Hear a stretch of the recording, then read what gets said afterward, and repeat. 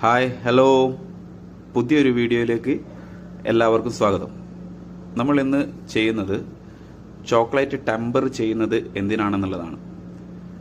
Chocolate നമ്മൾ melt ചെയ്യുന്ന സമയത്ത് 35-നും 40-നും ഇടയിലാണ് നമുക്കത് മെൽറ്റായി കിട്ടുന്നത്. അതിനുശേഷം നമ്മൾ 30-നും 28-നും ഇടയിലേക്ക് നമ്മൾ ആ ചോക്ലേറ്റിനെ ടെമ്പറിങ് മാറ്റേണ്ടതാണ്. കാരണം നമ്മളത് മോൾഡിൽ യൂസ് ചെയ്യുന്ന സമയത്ത് 30 ഡിഗ്രിക്ക് മുകളിലാണെങ്കിൽ വൈറ്റ് വീഴാനും ചോക്ലേറ്റ് സെറ്റ് ആവാതിരിക്കാനുള്ള സാധ്യതയുണ്ട്.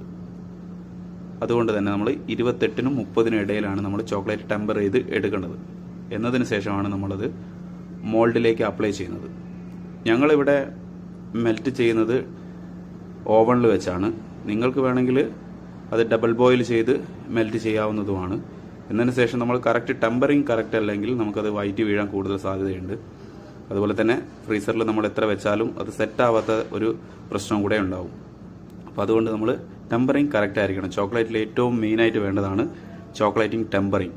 അപ്പോൾ അത് നന്നായി ചെയ്ത് കഴിഞ്ഞാൽ നമുക്ക് ചോക്ലേറ്റ് മോൾഡിംഗ് ഒക്കെ നമുക്ക് ഡിമോൾഡൊക്കെ ചെയ്യുന്ന സമയത്ത് വൃത്തിയായിട്ടും കിട്ടും.